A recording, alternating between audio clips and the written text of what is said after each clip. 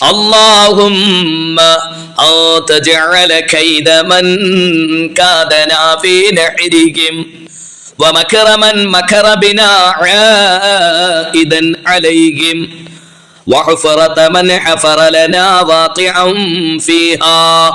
നല്ലൊരു പ്രാർത്ഥനയാണ് പ്രിയപ്പെട്ടവരെ. ഈ ഭൗതികമായ ലോകം മലീമസമാണ്. ഫിത്ന പറയുന്ന, ഗീബത്ത് പറയുന്ന, നമീമത്ത് ഉണ്ടാക്കുന്ന, എത്രയോ വിദ്വാസം വെച്ച് പുലർത്തുന്ന ആളുകൾ, മുന്നിൽ വന്ന് ചിരിച്ച് സംസാരിച്ചവൻ നിമിഷ നേരം കൊണ്ട് കണ്ണിൽ നിന്ന് മറഞ്ഞാൽ ഫിത്നയിലും ഫസാദിലുമാൻ.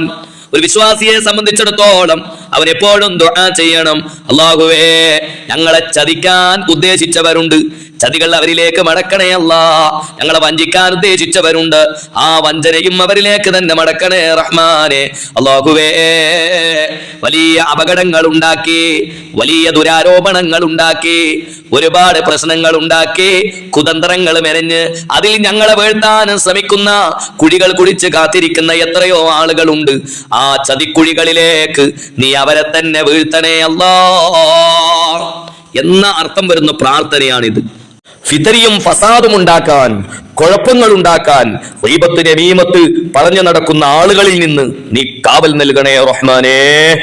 ഇത് നമ്മുടെ മഹത്തായ മഹ്ലറത്തുൽ ബദരിയയിൽ ഈ വരികൾ നിങ്ങൾക്ക് കാണാൻ കഴിയും. അത്രയും അർത്ഥവത്തായ വരികളാണ്. മാനസികമായി പിരിമുറുക്കമുണ്ടാക്കുന്ന, വിഷമമുണ്ടാക്കുന്ന എത്രയോ ആളുകൾ, അവരുടെ ടെൻഷൻ തന്നെ മാറുന്നില്ല, അവർക്ക് തന്നെ ധാരാളം പ്രശ്നങ്ങളുണ്ട്. എന്നിട്ടും സന്തോഷിച്ച് നടക്കുന്ന ആളുകളെ ദുഃഖിപ്പിക്കാൻ വേണ്ടി നടക്കുന്ന എത്രയോ മുനാഫിക്കീങ്ങളായ ആളുകൾ.